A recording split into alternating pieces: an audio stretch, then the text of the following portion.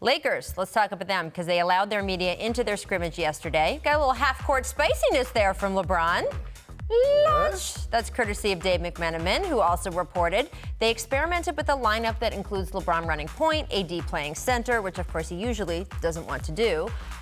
Richard, this kind of led us to asking, what do you think their closing lineup is? Because honestly, that's more interesting than how they're going to start. Well, again, it depends on the game and it depends on the team, right? You look at like a Philadelphia that has a huge lineup, right? They're going to have Joel Embiid. They're going to have Al Horford, Ben Simmons. They're going to have a big lineup. So you can roll out, maybe Dwight Howard at the 5, and then you have Anthony Davis at the 4. And so there's a lot of different things. And so the key to a great team is having multiple opportunities and multiple lineups. If you're playing against a Golden State Warriors that could have 4 great smalls on the court, maybe you go with Kuzma at the 4 and Bron at the 5 and play, or AD at the 5, and you just go with a smaller lineup. So I think that's one of the key things to the Lakers this year is that they have depth and they have versatility in that depth. Yeah, I think the only constants are LeBron and Anthony Davis. Right. And then beyond that, do you want to space them with shooters who can defend, right? Do you want to put Kyle Kuzma, who isn't quite a shooter, but is a more versatile type of scorer? It's like Richard said. It kills me to say this. Say it again. It's like Richard said. It really depends on the situation, but that's what you want to be as a really good team. I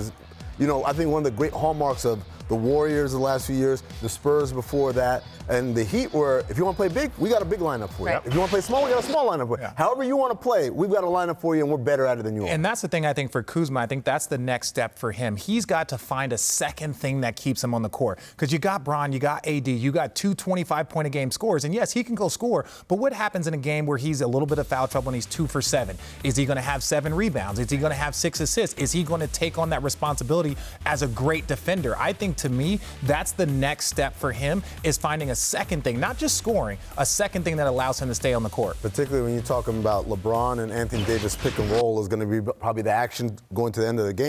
Yep. And Kuzma, while he could be a better shooter, he's very streaky. So that's something where his deficiency as far as being a pure shooter is going to be something that kicks in, where, like Richard said, he's got to be able to do something else, because just sitting in the corner isn't going to be enough. And with LeBron, we saw him at the end of his time in Miami. We heard Eric Spoelstra start to bring in that positionless basketball mantra. But it was really when he was playing with you that we saw him kind of roam and play all these different spots on the court. When was he most effective when out of his natural position at forward? Well, he always has been a point forward from the day he's picked up a basketball, from the day he showed up in the NBA. I think it also depends on who he has with him. He can play the point and then put Kyrie at the 2 guard, which we know when he's just scoring, he's a monster. Very similar when Steph gets off the ball, he's maybe is more dangerous than when he's playing point. And I think LeBron is very, very similar. I think it just depends on the weapons that he has around him that will put him in a position to be successful. I think with Anthony Davis there, and there's going to be more, like you said, pick and roll. I think that's where Bron is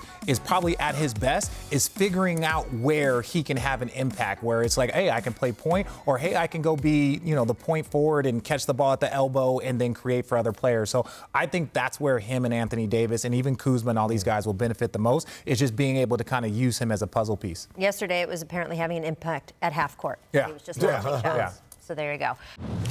Thanks for watching ESPN on YouTube. For highlights and analysis, check out the ESPN app. And for live streaming and premium content, check out ESPN+.